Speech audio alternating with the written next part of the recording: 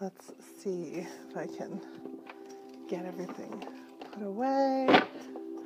I was upstairs. All right. I think this is too loud, right? Too loud. Okay, let's see. Well, you guys can let me know if you think that's too loud. Oh, my hair is kind of funky. There we go. You guys, it was one of those mornings, like, had to run. Okay, so, and it really is my own fault because I got so engaged in our new discussion group. So excited about the discussion group. Oh no, I need this real quick. Okay, so, and I have my coffee. All right. Let me know if this is too loud because this keeps getting a little bit louder, I think.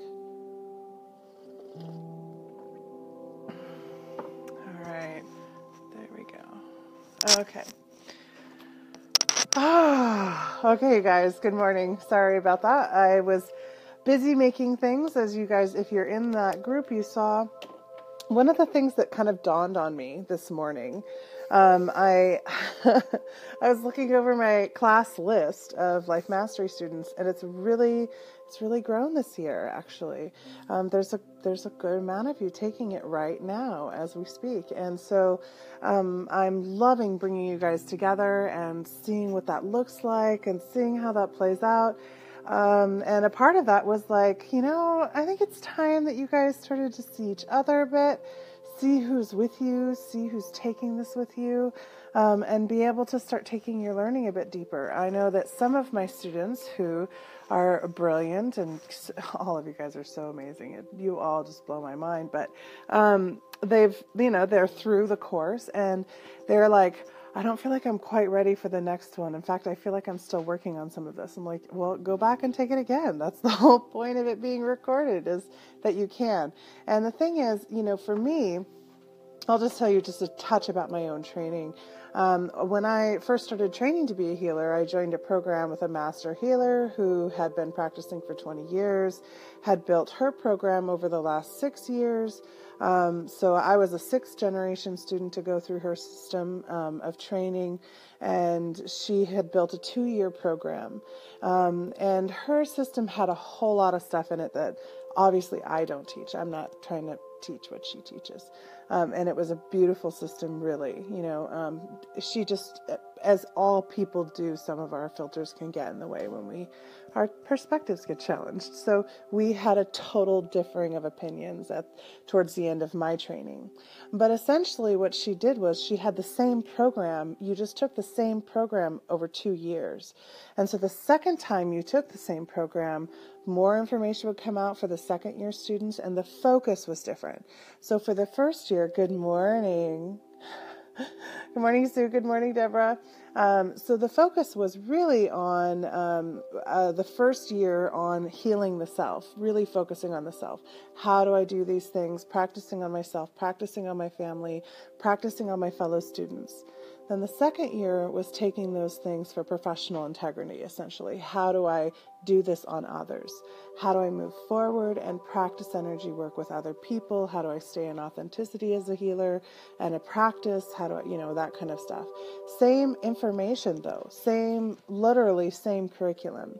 So retaking a class, it's not like, you're the dunce who had to go back and repeat kindergarten because you couldn't cut with the right hand. It's not like that.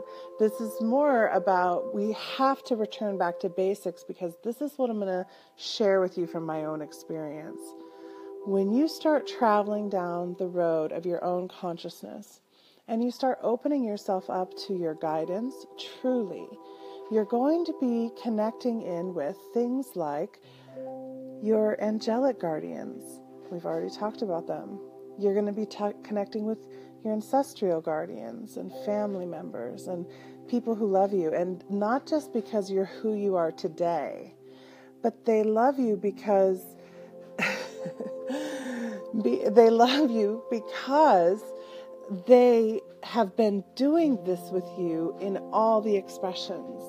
You have an entourage of energetic beings with you every moment of every second of your life. You're surrounded by this team, this crew. You do not happen by yourself. So when you start tapping into this, you'll first it'll just all feel like guidance. But then you'll start to differentiate and gain awareness of who you're talking to and what you're talking to. And what is the difference between this frequency and that frequency? Just like in a team of friends, right? When you have that team around you, some of them are going to kind of be rude. Some of them are going to make you go, oh, I'm so sorry. Just forget about that one. But you would never leave that one behind because they're a critical component of the team, of the whole. Maybe they give the team balls. I don't know. So what we're doing here is building this team. So that's why I'm super excited about this evolution into that study group space. And I am leaving it open to people who are committed to Morning Oasis. We just have to talk about it first because essentially it's a class group. So, but I know that some of you guys are totally devoted and committed, and we can talk. We can find ways to make things work. So, okay, that's all said. That's why I'm a little late. That's why things are just coming up. And I hope you guys all start joining us for this, for the things that we're building. I'm really excited for it. So we have no card pulls scheduled for today. I'm not going to go over announcements. I'm just not in the mood. And I just announced. That was my announcement for today. So who would like a card pull? And I'm going to kind of just review what we've been talking about today. And good morning, Karen. I probably missed a couple of things that people have been saying. Sue, you said something about that you go back and do assignments over and over. Sue's one of my students. And it's true. You know, the whole point is, yes, Sue, I will pull a card for you. The whole point is of these assignments and of making the class be a recorded class that has these assignments is so that you can reintegrate them into your life and rewrite your story as you're going, which is what we're covering this week, right? Rewriting your story, really talking about what does that look like? What does that mean? So anybody else? We have 2 more slots for card pulls open. Sue, the Toth want to talk to you.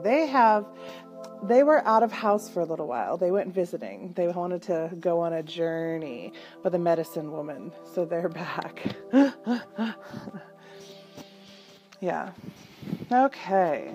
That was one of the things that was hard for me was I'm like, when I went to school, I was one of those kids who would make up more homework for myself. Like our math teacher would give us, 1 through 100 even numbers or 1 through 70 odd or whatever. And I would do like all of them because I loved it. I loved it. Oh, yes. I would love to pull a card for you, Deb. All right. Yeah. So I love homework. Perfect, Karen. There we go. There's our 3. Ooh. Oh, God, the cards, they're alive. Okay, let me write that down. All right. So how are you guys today? How is everybody? How is you? I'm playing with isness, the business of isness. That's what I hear in my head. Oh, far out. I have to say that the Thoth Tarot, it's one of those decks that the imagery, it just makes me feel things. Do you know what I mean? Like it makes me feel excited. It makes me feel curious. It makes me feel engaged. And you'll see why in a second what I'm talking about. You had 2. They literally, they didn't fall out, but they just were sliding out. And everything I did to try to prevent them from sliding out made them slide out more. So I had to just give in to what is. And I'm just going to look them up really quickly because it's easier with both hands. And we've got, yeah, that's right. His book is a little less organized. So, okay, first of all, I'm going to show you the first card and then I'll show you the second one. Surrounded by, you're moving into your new house. Yay! That's so exciting. Okay, Sue. So for Ace of Wands, this is the Ace of Wands. Represents the essence of the elements of fire in its inception. The flames are yods, arranged in the form of the tree of life. It's primordial energy manifesting into matter. So the Ace of Wands is really about, this is the beginning of that journey of the Wands suit. Whenever an ace comes up, it's about a new beginning of something. In other decks, they often talk about the Ace of Wands as being the beginning of a new creative passion or idea. The Wands represents transmutation. First of all, it's a burning wand, right? You're transmuting wood into light energy and carbon, So also the wands represents that fire energy, the sacral chakra, and the solar plex coming into a different relationship with each other, that fire and that fuel. It also can represent the interpersonal relationships, that passion piece in between the two people. The other thing is so new passion, new fire, new excitement, new creation. And the wands, one of my things that I love about the wands suit, and of course I'm a Sagittarian, and so, I love the fire. I didn't start the fire. It was already burning. But the thing that I love about the wands is that, the wand is something that is grown. It's grown over time. It's layer upon layer.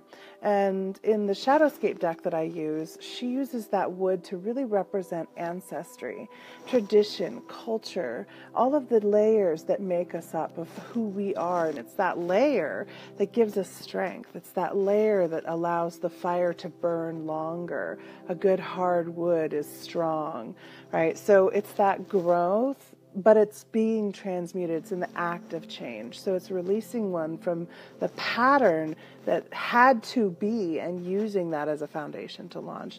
I love that energy about the wands suit as well. Another concept with the wands is, the swords and the wands are the two in the suit that are weapons. The two suits in the minor arcana that are like weaponry, right? But the wand is also a tool. The sword is a tool, but generally when we think of the swords, it's the cutting of our minds, and that's definitely a totally different feeling than a wand, than the stick.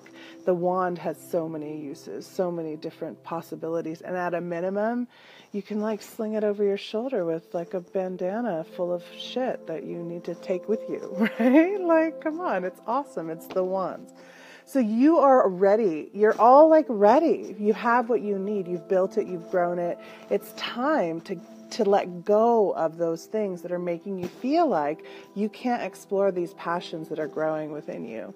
And I know that right now you have all the stuff happening around you. From a healer's eyes, from my eyes, when I look at your life right now, I see a training field, right? I mean, when I was training, what I had happening around me was my husband was starting to get very, very sick. He was having seizures. They were starting to be every day. I was having visions of of me mourning him, and the Christmas tree still up in the spring, right? It was a rough time. I had so much confusion and fear. My son was struggling with allergies to the point where he couldn't leave the house for a month because his airways would just close up, which, by the way, is happening right now, all of a sudden, out of the blue. So when we have these things come into our lives, those are for us. They're actually gifts for us. And instead of looking at, and I'm not saying that you do, but this is just a general statement. This isn't to Sue specifically, but instead of looking at those experiences as a hardship that we have to endure or something that we have to survive, if we instead look at them as something that we're grateful for because it's actually given us the opportunity to change how and who we are, how we show up, how we heal, how we support, how we witness, how we experience, and how we explore, right? So that, to me, all of that is in the Ace of Wands. And then you couple that with the Queen of Discs, right? So I'll look this one up real quick. What he says about the Queen of Discs is watery part of the earth of fertility, She is throned amid vegetation and crowned with the spiral horns of the Markhor. Her scepter is surmounted by a cube, and she holds her proper disc, a sphere of circles and loops. She typifies ambition of matter to take part in the work of creation. So, the Queen of Discs, or the Queen of Pentacles, often referred to in many of the decks, she is all about fruition of her goals. And, the discs are earth. That's the earth symbol. So it represents material things. Usually when the Queen of Discs comes up, it's the businesswoman of the deck. It's the woman who's the merchant, works with the things that she has to her advantage. She's resourceful. She's never down because she has the earth around her. So she can make something, make it work. She's a make it work kind of person also. That's when she's working. That's when she's in her right space. That's when she's empowered. That's when she's working. We all, as businesswomen, want the Queen of Pentacles to show up in our deck. So you're being tested right now to be shown the strength and the depth of which you are divinely held. You have what you need in the physical world to make happen what you want to.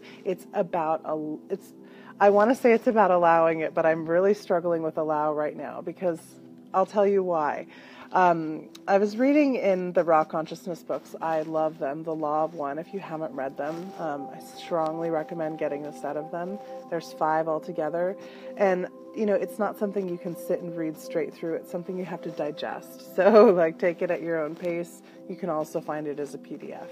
But one of the things that the Raw Consciousness was saying when somebody asked him about allowance was that barefoot in your garden right now. That's beautiful, beautiful. They all do. It's so true, Ashley. It is so true. That's the whole reason I do the cards and give them so much time, because it just takes everything in for all of us. We all need to hear these messages. So the Raw Consciousness said that allowance is still an ego-based concept. Who are you to allow or disallow anything? It's about the experience, about allowing what is to be. So I'm just really trying personally to play with that and bring it into my daily consciousness, really bring it in and what is it? What would it be for me to show up in every moment, all the way pulling forward who I am in that moment as I experience what is around for me today. So that's what I'm playing with right now. That's why I said I'm in the business of business. I'm going to try to master this concept of staying fully in the isness of this moment. What is it? And how do I want to show up authentically without fear or responsiveness or programming to be the filter through which I interpret this experience? So this is what I'm really working on right now. And let me tell you, it is changing not only the way I look at my life, but the way I experience it, the way others experience me. And I'm just going to throw that out there. So we're supported. It is the time to transmute into this. And we have the business sense, the practicality. And, the other thing is that for the men who are in the audience, if you have this woman, it's time to also allow that to help support you, bring that into the whole. But be aware that this is really about her doing this for herself. One of the things that often happens for women is that they bring their focus into the partner and view the partner as their conduit for whatever it is that they need. And that's really, really old programming. And everyone who I know, including myself, who has that programming in place are finding it breaking down right now in various ways. And the more we resist it, the more final the ways of breaking are becoming. We're talking about things like death, divorce, marital problems.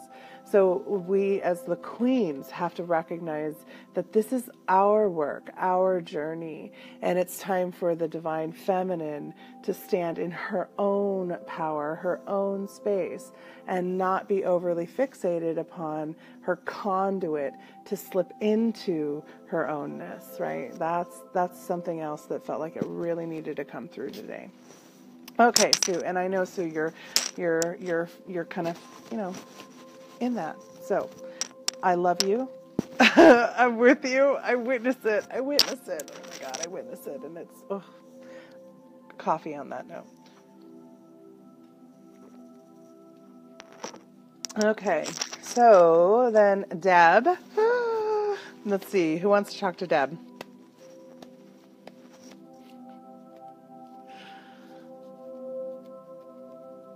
Yeah. Okay. You had 2 decks that wanted to talk to you, but one was stronger than the other. So, and you're not going to be surprised, but it was the Galactic Heritage, and the Galactic Heritage kind of won out. It's a mighty deck. It really is. My favorite is putting this box in the hands of people who are energetically sensitive. Usually they're like, whoa, whoa, whoa. And then they open it. It's so funny. Oh, it cracks me up. And that's kind of how I feel. I just feel supercharged every time I open it. I love this deck. It's so good. It's Galactic Heritage cards by Lissa Royal Holt. If you haven't seen them before, it's been a little while since they come out. When they tend to come out, they want to be the only ones out. However, they've been playing nicer lately. And when I first got them, I think we did a week of nothing but them because they were just really strong, had a lot of information to come through. So that's a great deck. Absolutely. Love it. Love it. Okay. And the illustrations are really unique in it also, which is what's nice. You're not going to be at all surprised.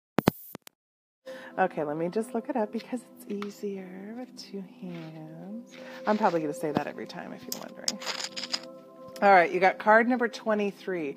Spiritual Technology, Vega Present.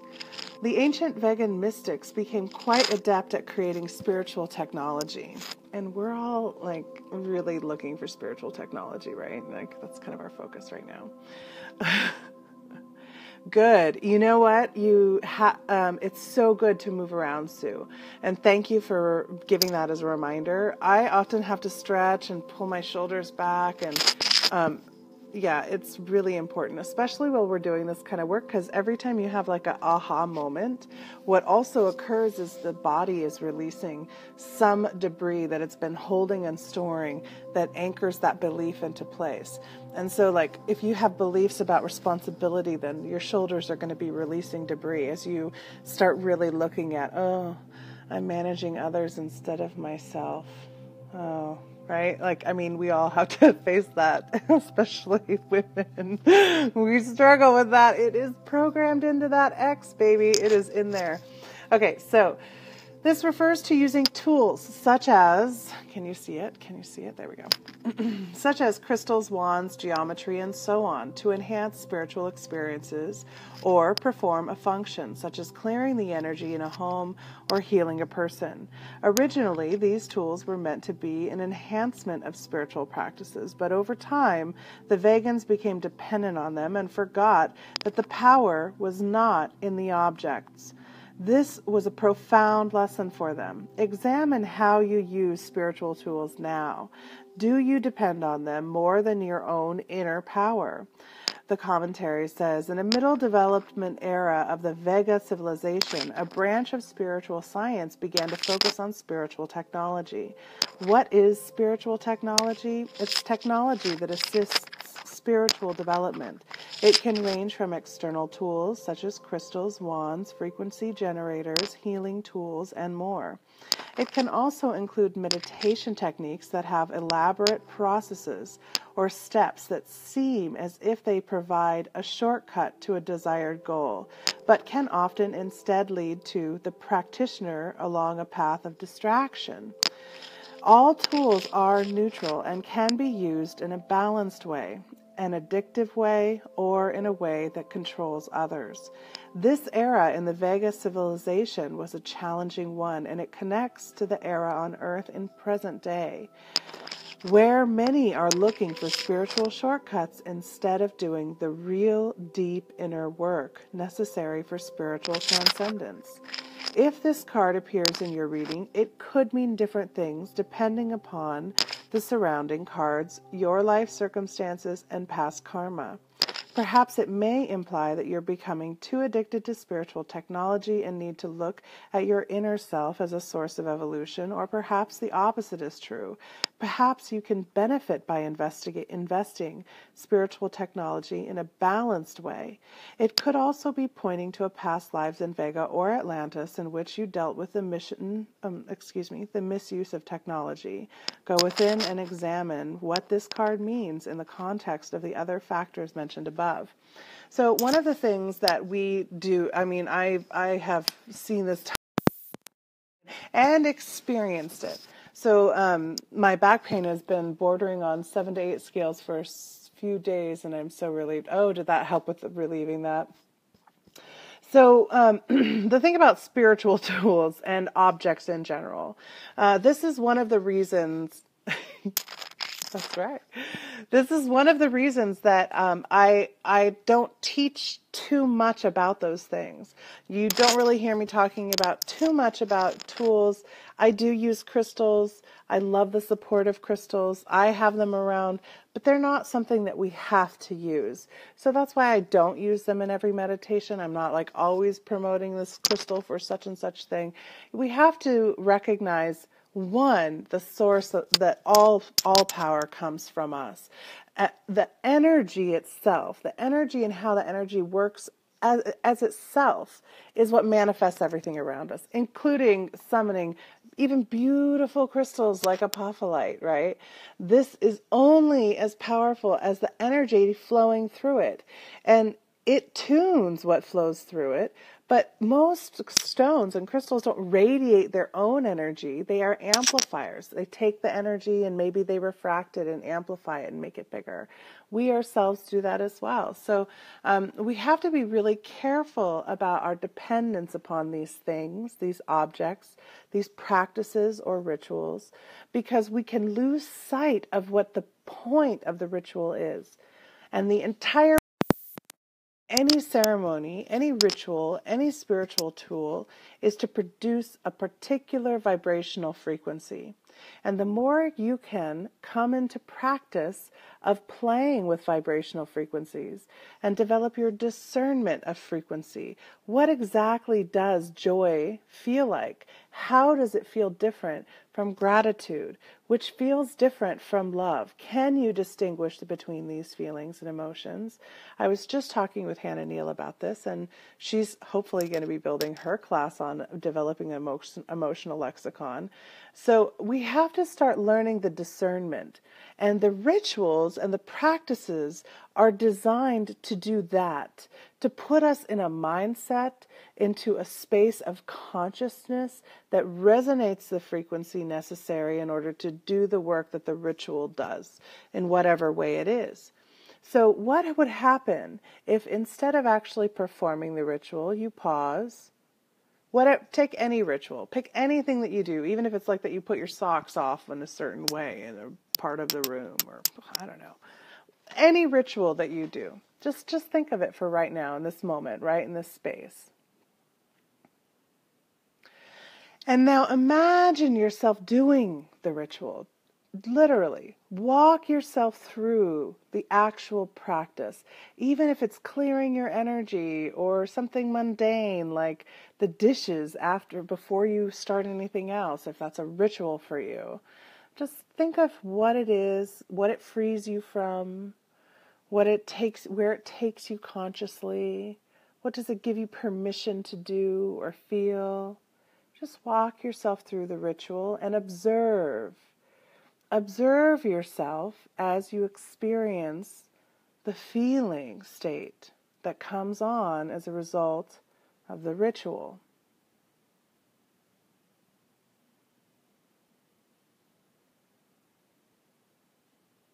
Good. Really pull that feeling state in while I pick some new music.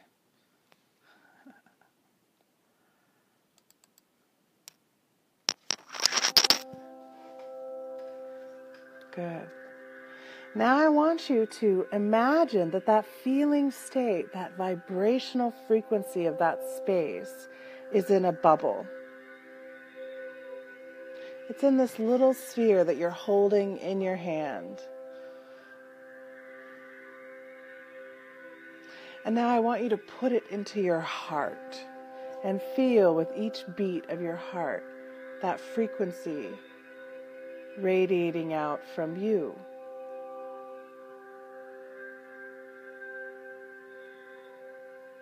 You feel the difference?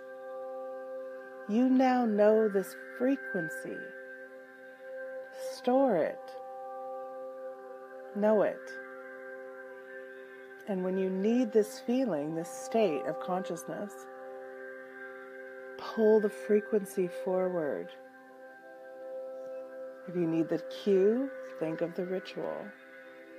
We don't have to always act out the practice. So be aware of that. Another reason I don't keep a lot of stones, actually. I mean, I have stones all over, but there are some places that you go to and there's so much stuff. It's so packed in, there's no flow anymore. Nothing can flow between itself. And it makes it so that the home is overcharged, over-amplified, or cluttered. So, we can store the frequency of these stones within us.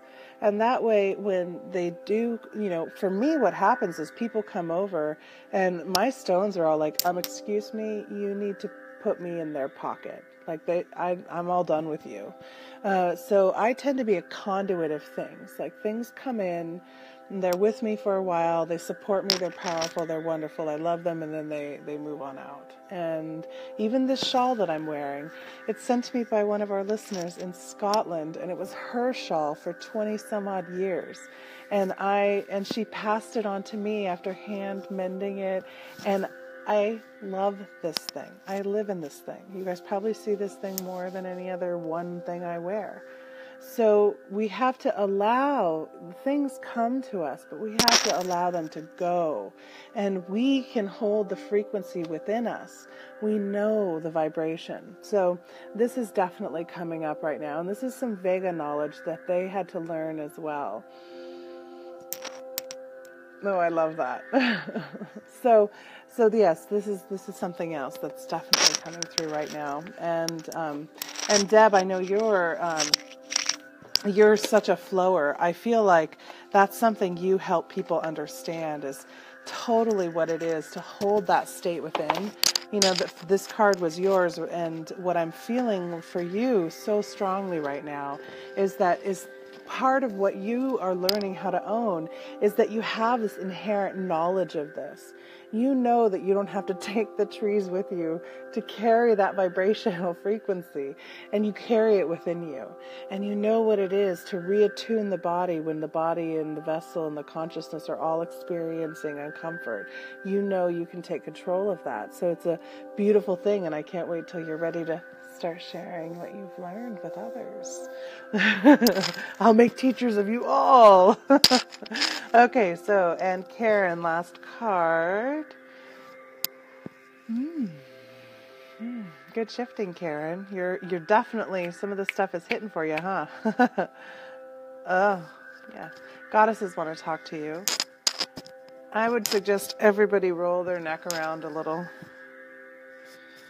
That challenged some things that we feel like we had to say.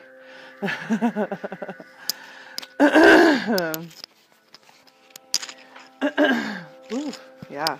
Throat is clearing, because recognize what we want to say is to others is really, really, really, really what we need to say to ourselves, and recognize, oh, I'm looking at the prison I've created for myself for acceptance and allowance and love and all of those things. It's time to look at our own prisons right now.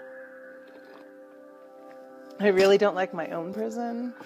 Your prison is so much better than mine. Can't I just look at yours? I know how to fix it. I'm there. I'm right there with you all. I'm speaking of myself as well. Which is why we love each other. Okay, let's see. Karen. Oh, interesting. Well, and what we were just talking about. Oh, power for the course. So let's see. You got card number 8, loving the 8 vibration. Have you guys been feeling it lately? Okay. You got a Bloodved. There we can see her. A Bloodved is all about discernment. Welsh maiden goddess, Bloodved's name means flowers, blossom, and flower face. Beautiful and youthful, Bloodved was made from flowers and herbs to be the wife of King Lula, Gefs. While her husband was away on business, she met a hunter. I don't even know how.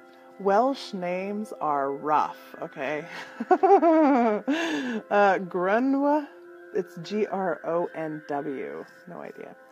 Pebir. The two lovers plotted to kill her husband but failed. Bloodved was turned into an owl and belongs purely to the night. Bloodved quietly makes herself known to you when you are being initiated into a higher level of self-awareness. She cautions you to be discerning with your inner knowingness and higher senses. Trust your hunches and intuition when dealing with people. If you deceive yourself, the world will mirror deception back to you. Keywords: discernment, passage from youth to adulthood, milestones, clever, astute hunches, intuition, strategy, sagaciousness, tactics, knowing, youth, light, linking. Shadows, self-deception, being deceived by others, immature, deceiving others, self-betrayal or a betrayal from others, lies, hidden agendas, sneak, theft, half-truths, devious tantrums, and erratic behavior. Now, I don't know, there was a movie, I think it was called like Nighthawk or something like that, that was in the 80s, maybe in the 90s. I can't remember. And it's this whole story. It's all the whole story. And it had like one of that German guy who was like kind of the really popular back then, or maybe he was Austrian. I can't remember. And I think Michelle Pfeiffer played Bloodved in it. She played the character of Bloodved. And I think she was a hawk instead of an owl. But the whole point of this, and Lady Hawk. Thank you, Wendy. Exactly. Lady Hawk. Yes. That's such a good movie. I'm totally going to watch that now. Thank you. Okay, so the whole point of Bloodved is that she made choices because she was going and acting on her emotions without really taking the time to sit with or think about or feel. So, along comes this, rugged, handsome dude who is, he's so appealing, and she just really wants to go there, and she wants to feel that way. But she's not taking into account all of the other situation, all the rest of what would happen. What's the fallout going to look like? So as a consequence, she's punished. She's in a punishment, essentially. So one of the things that she learned is this actually worth it? Is this something I really want to carry forward? Is this actually serving me? Is this dude who's a hunter, is he actually going to serve me moving forward? Maybe she wants to be a hawk. Maybe she would rather be an owl. Maybe that is something for her that is beautiful. Maybe that transition was worth it. So we have to look at the motivations. We have to look at why we need these things. And what I'm getting for you, Karen, is honestly, I'm feeling a sense of clearing out. It's time to start clearing, things out, and she's here to help you decide what it is that you actually are going to let go of. Remember that when we have a lot of things around us or stuff, it is a sign that we feel like we can't hold on to who we are. So we need these things to remind us of who we are, or to pull that frequency in, or to show others who we are, because we don't have the confidence to show ourselves just to be as we are. So I feel like that's definitely coming through, and she's offering you total support in that.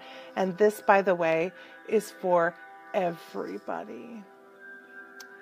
All of you, and you all know who you are, and I love you because you make me feel less crazy. We are all going through this right now. Seriously, this is thick in the air. Having discernment, what does that mean? What is it actually talking about? This is very, very different than overanalyzing or dropping into an analytical space. This is not about thinking through anything. This is not about trying to intuit something. So guilty. This is not about using your remote viewing capacity or your future forecasting abilities or your connection to others. This is not about any of that. This is about sitting in what is and how does it actually feel?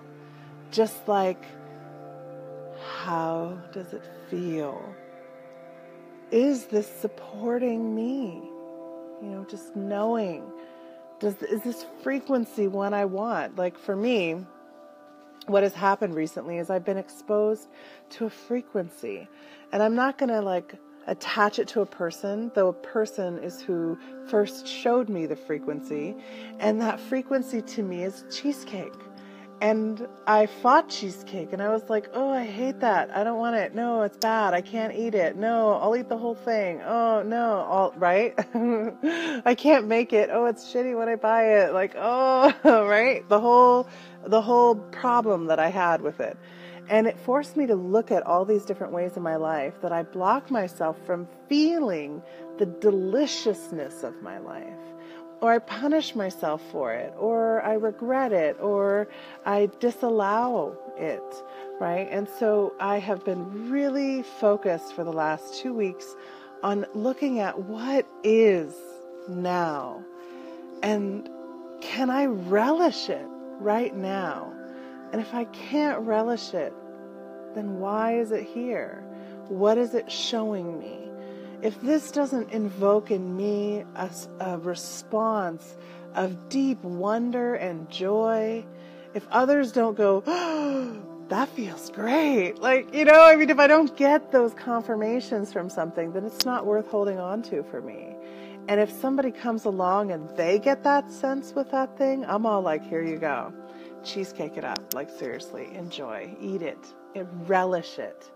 So I have made a commitment to myself that I am only going to act, interact, and live in a relishing way of my life.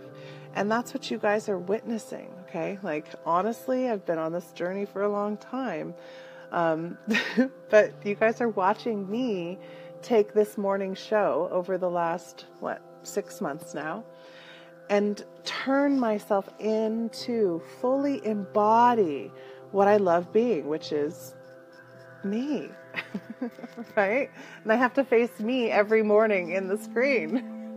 I have to face me and show up for you as being me. So let's just relish it, really make it something that we relish, and we're grateful for every aspect, every little speck that there is around us, including that naughty rabbit that has been staying off the table. She got in a lot of trouble. So, what I wanted to talk about today, and we're not going to do a meditation on it because we kind of did some earlier meditative work, is the next step in this writing of the story. Now, one of the things that I'm hoping you guys are doing is that you're kind of taking a moment to think about and plan out what your next day is going to be like.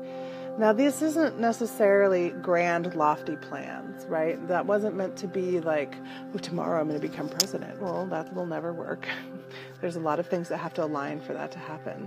And you've got to be an allowance, right? So I won't become rich overnight in general. That usually doesn't happen unless you're taking steps for it. I don't know. You might be buying lottery tickets. I really don't know. But you have to take it in small doses and start thinking about who it is that you want to be as you are moving forward. For me, Morning Oasis, that's what this is. This is my 1 hour prayer of stepping into how I want to live my life, who I want to be, a reminder to myself. Everything I tell you guys in here, honestly, you're really just here so I know what I need to say, because I need to hear it. Thank you. Thank you for serving me. I'm so grateful for you all, you see? And so as we show up in these ways and we give ourselves permission to do so, we can't help but become who we're here to be. And that's when you find things that you really want to relish. So that's kind of what we've been talking about this week so far, is how to do this in different ways, how to become engaged and active in writing your story. Today, what I wanted to talk about is rewriting the characters in your story. Now, other human beings, thank you, I'm so grateful for you too. Other human beings are exactly like you. They too are a strand of source consciousness in a deeply laid contract with that infinite source consciousness to experience the creation from every possible perspective for whatever it is that they agreed to do so from. So let's say you decided to separate from source and that you were going to understand. I'll take an actual expression of this. One of my fellow classmates from when I was training, she remembered what her original contract from source was. It was a really beautiful moment. It's her moment, so I'm not going to share that part exactly with you guys. However, some humans, they're serving you as a conduit for your rage, in spite of your rage. So anyway, she was really trying to understand, and in her life, she had so many instances of this, of violation, of rape, of abuse, of things people be taking without asking, in all different ways in her life. And she had women, all the women around her had the same history. All the men around her had the same history. And so she was, trying to understand. She's like, why on earth is this the theme? And so we did an exercise tracing ourselves back to that original state and what did we actually agree to experience. And for her, it became so clear as she went life after life, looked at expression after expression as she explored that she was here to understand the violation wound, the separation through violation. And so she did. And she experienced lives where she was the violator and the violatee and the witnesser of the violation and the defender and the champion and the right. So she played every possible role in every other expression. And that's what she's here to do. So once we know what our contract is, that means we're done with it.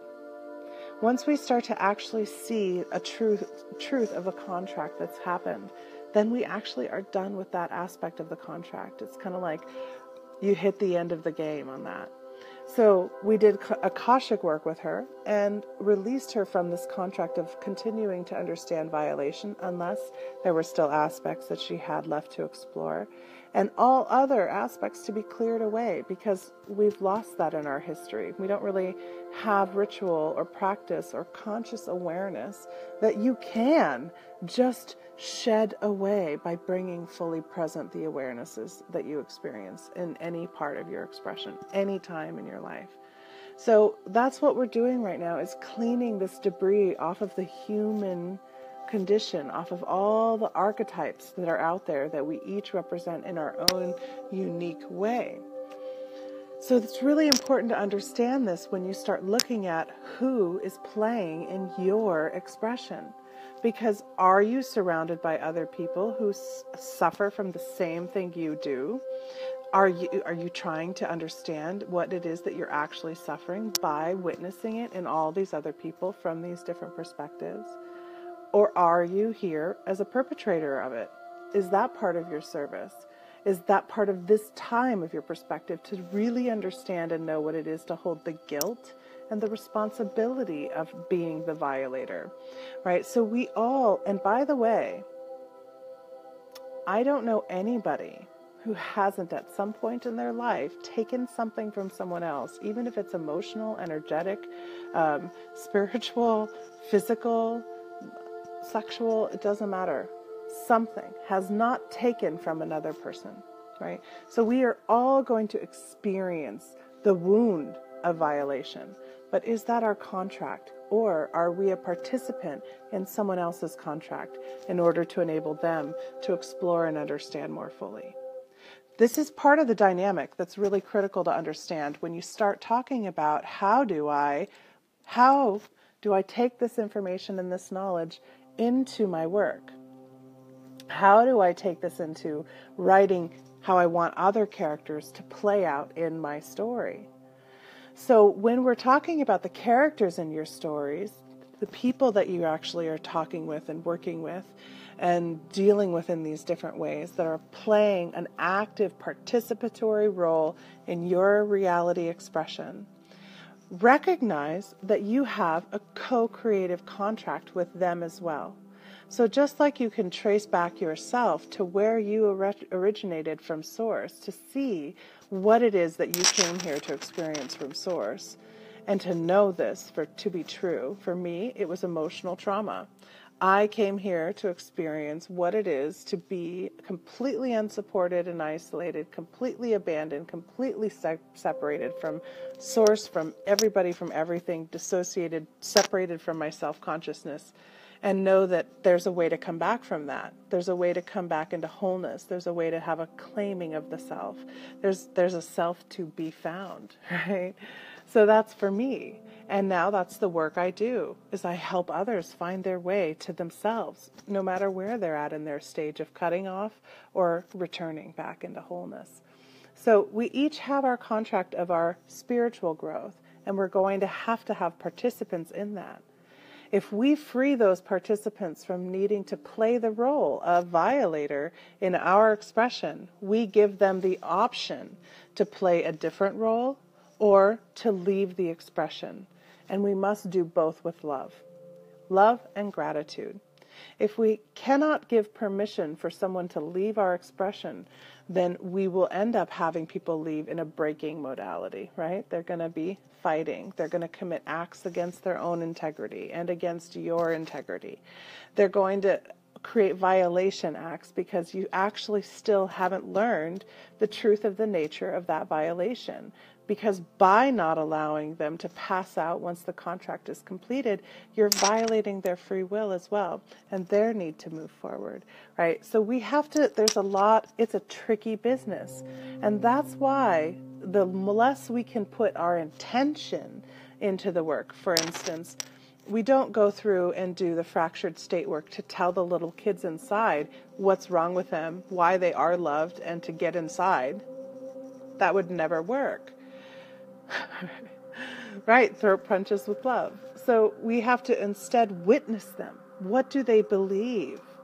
What do they believe to be true? Who is proving this true in their lives? What do they experience for you? We have to witness and see and process and find the beauty in it and find the awe and the wonder. We have to fall in love with it. And that is the only way to release the maladaptive behavior that happens from the isolation and separation. So it's a balance that you're playing. And when we are looking at the family contracts, the family ties, we're not only looking at the stories that have been told over and over and over, the layers of belief that have been patterned in the culture of our families. We're not just talking about that. We're also talking about the genetics, right? We're talking about the heritage that we carry. We now know that DNA first of all, we now know that DNA carries trauma, okay? It carries the trauma, as they call it, a debris built up around a gene sequence, which causes mutations and in the following ancestry. And when that DNA is replicating, it replicates the debris on the gene, storing the trauma and the emotional and physiological response of the trauma. So we know that we can pass that down on our genes. There's so much more on our genes that we don't know about when we still consider 98% of them to be junk DNA, when we can't even see or measure the other helixes that are all interlaced with our double spiral. It's actually a 16 spiral helix that is creating the expression that is you. Right? We don't even see all of those strands, and all of those are starting to activate and come online due to the exposure to the gamma rays that we're getting from the solar system passing through this part of the galaxy. Right? It's a much bigger system. There's much bigger things at play. Huge cyclical patterns are coming into play. So when you're looking at your family, the interdynamics of the people in your life, you're actually looking at all the perspectives of Source. You're seeing all the separations that are you. And that's coming into unity consciousness. And that's what we're doing right now. So when you're looking at the family, the players, and you want to rewrite them and you want to rewrite their stories, try learning what their stories are first. Try writing their story from their perspective. Just try it. Drop into who they are. Just like you dropped into the ritual. Try today, at some point, to drop in to one of those people that you want to write out of your story. And try to embody them. Not to violate their personal space or read their mind or any of those things. Try to embody how they live their life. What would it feel like to live in the space they live in, with the circumstances that they live in? Pull up everything you know. Tell their story as though you're writing their autobiography aloud. And bring the vibrational frequency of their experience into the self. For that moment, write yourself into the story. I posted a movie just recently about that called Play It Cool, where the guy talks about how every time he hears somebody telling a story, he inserts himself into it. He's like, I know it's narcissistic, but actually it's unifying, because he builds true compassion for these other people. He imagines himself in those scenes, in those scenarios, in those settings. But don't try to bring your thought pattern into it. Don't try to bring your consciousness in the sense of, what would I do? What did they do? How does it feel? Right? So that's what I really would strongly encourage you guys, as you're thinking about, when you're writing your story, how you're willing to allow other people to participate in the story. So for me, for instance, when I am writing out my next day, right? So tomorrow I'm participating with other people. And so I'm going to write my day. I'm going to get up in the morning. I'm going to have some coffee and snuggle my bunny. Probably clean her cage. Yes, I'm definitely going to clean her cage. And then I'm going to go upstairs and take a hot shower and get ready for morning Oasis. I'll compile it in my mind while I'm in the shower. My favorite place. And then after I'm all done with that, then I'm going to gather up my basket making stuff. And I'm going to go up to Connie's. And I'm going to make baskets with Teresa and Connie. I think Connie's going to invite somebody. I'm going to not look so I can be surprised. Because I want to be surprised in the day. I like being surprised. It feels really good. And I'm probably going to be there until late in the evening. Because my favorite thing is Thursday evenings with Connie and her family in her house with that news on TV, which blows my mind. And I absolutely enjoy the conversation and the discussion. And then I'm going to come home and it'll probably be around the time my husband's getting home from his meeting, and we'll eat and we'll catch up, and then I might watch a movie, and it's going to feel really good in the day. That's going to be my day tomorrow. So that's as simple as you have to do the writing of the day. I'm not going to try and say what Connie has to be, right? I'm an allowance for her to show up however she is. I love the way she participates, so I give her that freedom. I sometimes struggle with my husband, right? We have a pretty hard relationship most times. So I'm kind of like, I'm going to kind of control the amount of time I'm hanging out with him. But I'm not doing it in such a way of controlling the time. I'm thinking, I love this time with them, and I'll come home at the time he does, and we'll spend some time. This is the time that I'm giving to that, because I know I want that relationship to work. That's what I'm working on right now, is how do I make this also be part of my cheesecake life? I'm holding the frequency of relishment, deliciousness, and I'm inviting it in. So this is kind of what we're doing. This is what we're practicing. So tell your story and look at who's playing in your story. Why have you brought them in? Play with it. Just feel it. Enjoy it. And I think that's everything. I'm going to look because I had some notes that I wanted to make sure. Yes. So what I was going to tell you guys to do is while you are doing that exercise of writing out the people, the story of the people, I want you to imagine that you're just scrubbing and cleaning out your DNA, right? Clearing it out, just like you had it on a tray or something, or you've given it a bath, and you're scrubbing and cleaning it. And when you're done doing that, then put it back in, like plug it into your heart and imagine it's just radiating out from you. Just see how that feels as it becomes. It is a tool, and it is a practice, and it is a shortcut, sort of. You'll see why I'm only saying sort of when you do it. You'll see. We'll talk about it tomorrow. Have a great day. I love you guys. Thank you for joining me today. And I'll see you all tomorrow on Basket Day.